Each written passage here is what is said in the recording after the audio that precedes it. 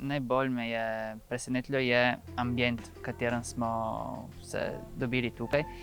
ker vsi smo bili polni idej, polni energije in tudi to se je videlo na predavanjih, ker smo sodelovali, ni bilo recimo eno šolsko delovanje, ker profesori so razlagali, ampak je bilo prav eno aktivno sodelovanje, ker vsak je povedal svoje mnenje. In to se je prav videlo tudi s tem, da vsak je povedal svoje izkušnje, tudi je bilo bolj občutljivo, kako vsak razmišlja, in tudi vezave, ki smo naredili, so bile bolj globoke, recimo tako. V bistvu je dišalo v ozračju po zagonu in po neki motivaciji in po želji, in se mi zdi, da ste dosegli kot organizatorji to, da na koncu dneva hočejo še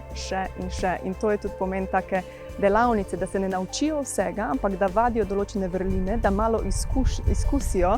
in potem globlje tudi raziskujejo za svojimi vrstniki v svojih organizacijah. Jaz sem že imel eno idejo in z instrumenti, ki sem dobil tukaj, mi uspelo to idejo tudi napisati in upam tudi uresničiti v kratkem. Predvsem sem jim želela pokazati to povezanost med lokalno participacijo in evropsko participacijo. Kakšne so prednosti spoznavanja drugih manjšin in ne ostajanja v tem lokalnem mehurčku,